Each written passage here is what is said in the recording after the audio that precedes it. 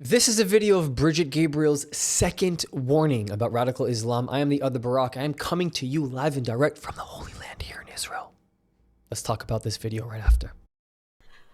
Well, I ended up moving. Okay, so this is a great story I've got to share with you. So during the war, I knew Israel was our friend, and Israel was the only people, that they were keeping us alive. And in the 1982 war, as Israel was working with the Christians to bombard the radical Islamists and Palestinians to move them out of our area, they were shelling us frantically. And during the last day of the shelling, a bomb exploded in front of my bomb shelter where my mother was wounded. For my mother, we had to take her to Israel because Israel was our only lifeline. So anybody who got wounded, we had to go to Israel for treatment. And Israel would provide treatment free of charge for anybody who needed treatment. Did you guys hear what she just said? Israel will provide treatment for anybody free of charge for whoever needed treatment. That is still what they do. I was in the West Bank yesterday and I met with an IDF reservist who ordered his soldiers to take care of Palestinians from Area A of the West Bank, 10-year-olds who wouldn't be able to get that same hospital treatment from the Palestinian Authority in Area A. So they snuck them in to give them treatment because it was a 10-year-old boy. But Israel is running an apartheid state, right? So I remember having to take my mother to the bombed out hospital in our town, where Israel had put on one Israeli doctor on duty. He was a soldier, a part of the Israeli soldiers, and 2 Israeli nurses to give people first aid, and then donated an Israeli ambulance to drive people to the border so they can be driven to hospital. So I knew we had to take my mother to the hospital in Lebanon to give her first aid and then take her to Israel for treatment. Before we left our bomb shelter, my father pulls out of the mattress in the bomb shelter $60. And he said, here's some money in case you need it, since they're going to have to take your mother to Israel. And I remember touching money for the first time in my life, because when you live in a bomb shelter, you don't go shopping. So I remember taking the money and putting it in my pocket. We took my mother to the hospital in town, the bomb out hospital. They give my mother first aid. They put her in an Israeli donated ambulance. And the ambulance literally flies to the border, which is about 10-minute drive, while we're being shot at by snipers from the Muslims. We get to the border. The driver was a Lebanese driver who knew my family. We get to the border. They take my mother out of the ambulance in Lebanon, and they put her inside another Israeli ambulance to drive her to the nearest hospital in Israel, Itzfat Hospital, which is about an hour from Metula, from the border. The Lebanese driver walks around the ambulance and asks me if I had any money for the car ride. And like an innocent teenager, I pull all the money out of my pocket and I hand it to him. And I said, how much do I owe you? And he looks at my money and he says, give me 30, which was half the money I had. He knew exactly how much I had. I gave it to him and I thanked him for the ride. And they take my mother, they put her inside an Israeli ambulance, another one. And this time, the driver was an Israeli soldier who was just called in for Miloyim, which is the Israeli reserve, because Israel was at war. And he drives us from the border to Itzfat, about an hour. And as we were driving, we would be passing by all the Israeli tanks lined up to invade Lebanon. And the Israeli driver was so nice. He would explain to me what was happening, what they were saying on the radio, and the tanks. We get to the Israeli hospital, and they take my mother out of the ambulance and into the emergency room. And I walk around the ambulance to the Israeli driver to basically pay him for the ambulance fee. And I'm thinking to myself, oh, Lord, if the 10-minute ride cost me $30, I'm sure this is not going to be enough. And I took the money out of my pocket and I handed it to the Israeli driver. And I said, how much do I owe you? And he looked at the money and he said, what is this for? And I said, this is the fee for the ambulance ride. Yeah, I hope it's enough. That's all I have. And he said to me, you don't owe me anything. This is a free service from us to you.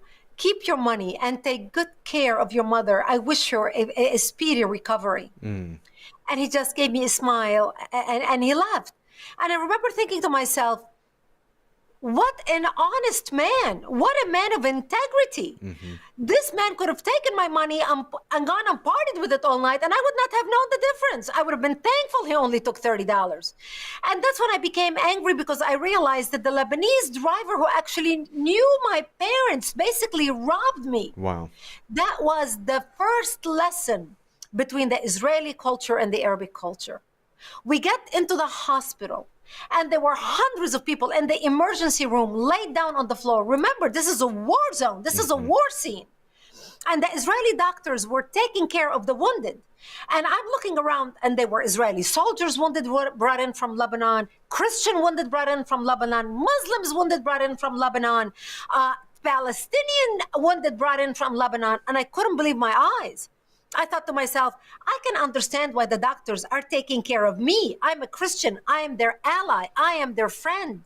But why on earth were they taking care of the Muslims and the Palestinians who would slit their throat in 30 seconds if they get a chance to? Because Israel operates off of good morals, good values, and they are humans. And they look at other humans as humans first before anything. That is the answer to that question. And that is what the enemy of Israel has stated clearly over and over. It will never, ever do themselves. Little did I know about the humanity of the Israeli people. The doctors treated everyone according to their injury. They did not see religion. They did not see political affiliation. They did not see nationality. They treated people according to their needs. The doctor treated my mother before he treated the Israeli soldier laying next to her, because her injury was more severe. They took my mother to the 4th floor of the hospital, and they put her there with 2 other ladies in the same room.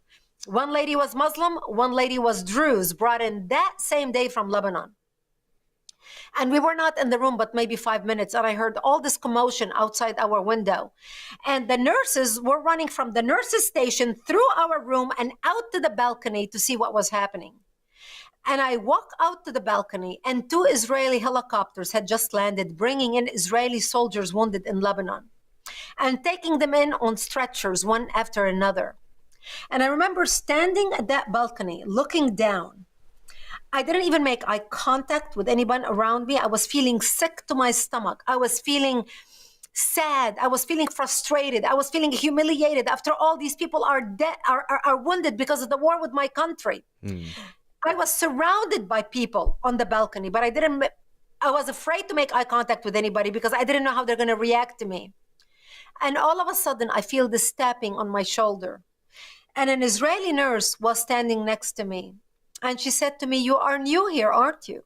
And I said, "Yes, they just brought in my mother. She's in this room." And without skipping a beat, she puts her arm around me and she said, "Oh, don't worry. We're going to take good care of her. And if you need anything, just call my name. My name is Leah." And I couldn't believe my ears. I started crying because for the first time in my life, I experienced compassion. I experienced love without borders. I experienced a human quality that I knew that my culture will not be able to give or express to the Jewish people. I knew that they had something even I did not have. They were able to love and forgive their enemies in a way I wasn't able to. And I was a Christian who was supposed to love like Jesus taught. I knew if I was a Jew standing in any hospital, in anywhere in the Arabic world, I will be thrown to my death and lynched as shouts of Allahu Akbar would echo through the hospital and down the surrounding streets. Literally what I just said. What would they be doing if it wasn't? What would they be doing instead? This is the craziest but fucking realist reality ever, people. This is why we have an issue. When I say we, I'm talking about me as somebody who's trying to defend the state of Israel. So I have an issue when I hear people in America at fucking NYU screaming Allahu Akbar. They think that they are preaching for a resistance movement. They're preaching for fucking death, bro. That's just, that it is what it is. And they don't understand it. They think they understand it, but they really don't understand it. And the only way to understand it is, unfortunately, if the devil came to knock on their own door. It's the worst way to have to learn something. But that's exactly what Israel learned on October 7th. Israel learned that these people who claimed to want to have peace with them, no, they fucking don't.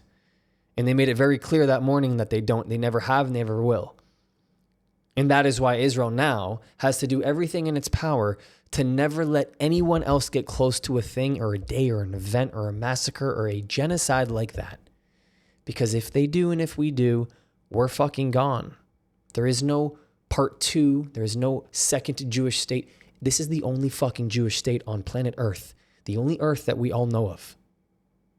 There's nowhere else to go. It's always been the Jewish state. It always will be the Jewish state. With that mentality and that attitude, yeah. You can't really blame Israel for trying to show the world now that what October 7th was and what they did was probably a really fucking bad idea. Probably shouldn't have done it. And unfortunately, this is what's happening. More people in the world are thinking that those things are justified. No, not on Israel's watch. We don't have another fucking place to go. There's no other watch. This is it. I spent 22 days in that hospital. Those days changed my life, changed the way I listen to information, changed the way I listen to the news. I knew that the Arab street, the Arabic children are fed a lie about the Jews that is so far from reality. And even though I was raised in a Christian household who didn't teach hate, who taught only love as Christians, I knew that a sea of an Arabic world surrounding Israel was teaching nothing but hatred, and they didn't know anything about the Israeli people. I had to go back to Lebanon, but I vowed that one day I will return to Israel. One day I will come live among those people whose values I respected, whose character I wanted to adopt. And I was so blessed to be able to return to Israel in 1984 and work as news anchor for World News in the Middle East. Ladies and gentlemen, that is Israel. You are entitled to your own opinion about other people around the world, but you can't really spread that opinion and say it's a fact if you haven't even discovered it yourself. That's what fucking ignorance is. Ignorance is bliss. We have so many ignorant people, but we have amazing people like Brigitte who are speaking up about the truth, not just the truth that she is pontificating about, the truth that she has experienced herself because she's been here. And golly, if so many more people would choose to fucking come here, they'd change their opinions, they'd go back, they'd delete their tweets, they'd take down their pictures, and they would have an incredible amount of fucking regret flowing through their blood and their brain and their bodies, thinking, holy moly, how did I think this way, see this way? Yeah, well, when you're overly emotional and underly informed and you're completely indoctrinated, you can't really see anything besides what's in front of you because you have the blinders on. Take them off. Turn on the Wi-Fi. Let's start thinking. We're getting there, but fucking let's go, people. Let's go. We're in the pursuit of truth here. Always and forever. Thank you so much for all your support. Shabbat shalom. Love you. If you want to continue the conversation, you can support my work for free. Discord does not cost a thing. It is the best way to connect with me and others who are seeking the truth. The link is in the description. But if you want to take it one step further, my Patreon gives you access to the Israel you don't see, uncovering the untold stories of what mainstream media does not show you. The link is in the description, and it helps me to continue this work. Or if you're just looking to help this thing go, PayPal and Buy Me a Coffee is a really easy way to support me. This channel, this work does not happen without all of you. Thank you. I love you. I'll see you next time.